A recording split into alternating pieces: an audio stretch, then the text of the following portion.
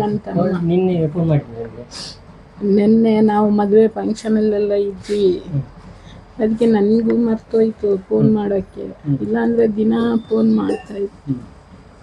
ನಿನ್ನೆ ಫೋನಿಗೆ ಸಿಕ್ಕಿಲ್ಲ.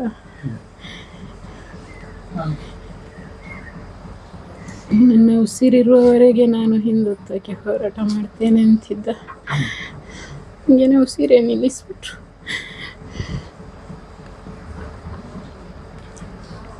ಆರೋಪಿಗಳ ವಿರುದ್ಧ ತನಿಖೆ ಆಗಬೇಕು.